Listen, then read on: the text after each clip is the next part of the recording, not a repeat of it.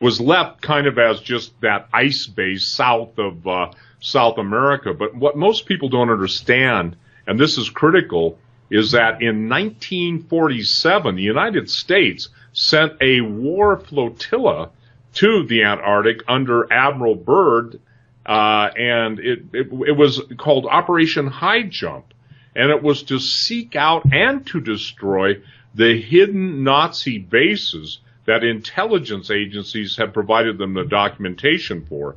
It wasn't a small thing, 13 ships, 4,700 men, and the state-of-the-art, if you will, advances in U.S. weaponry. The bad news is we got our rear ends kicked, and in 1947, it was actually February, things started in August of 46, ended in 1947, Admiral Byrd came back and reported to Congress what had happened. The Russians, incidentally, had made a video, because they were spying, of our aircraft encountering flying saucers.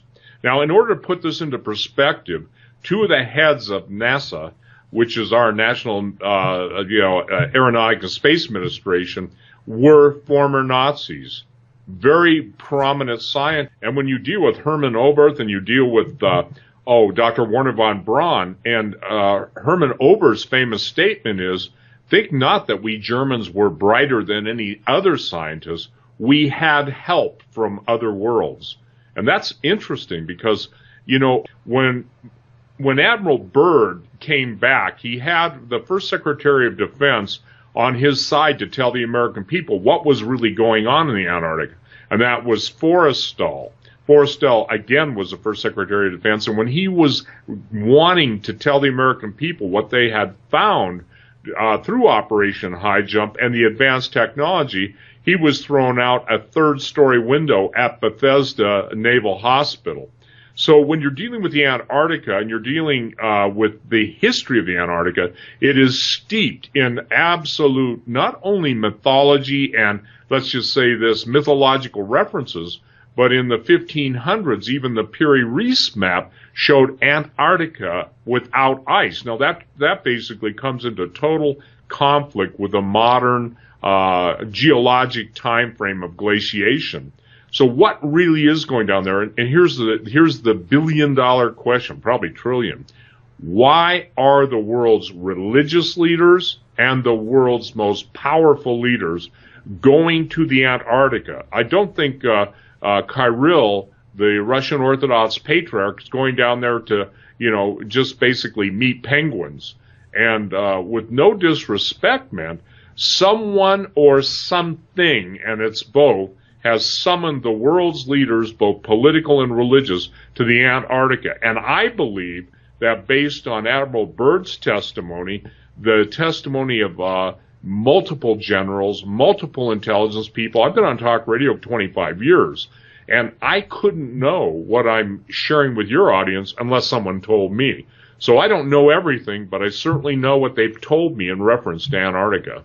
And the interesting thing is that even Francis Bacon in the 1627 in his New Atlantis was referring to ancient technology that, by the way, he didn't get to finish the book, but ancient technology that was astounding, from genetic engineering to skyscrapers, laser weapons. I mean, this is in, 1627. So what we're dealing with is the idea, Greg, that there is an advanced civilization. Now, I want to clear up something. There are those who believe that we were created by aliens. I'm not on that bandwagon. The Anunnaki, I'll make this easy, just the simplest statement. The Anunnaki are the fallen angels. That's who's represented in all the Sumerian presentations on their stelae, on their drawings and their clay tablets, everything. But the Bible talks about fallen angels. Now, why is that so important? Because we're dealing with the time where we're going to see a universal religion, a universal government, and a universal monetary system. And now, after we watch Davos, now everybody wants to take the cash away from America. Obviously, they're doing a trial run in India. But it's as if all of the world's leaders, and especially the most prominent religious leaders, are having to answer to someone who has superior intellect, superior intelligence, but a very, I would say, dark and sinister future for the world. In other words, global control of everything and everyone. So that's who I believe is summoning everyone down there. Now, listen, why are these people here?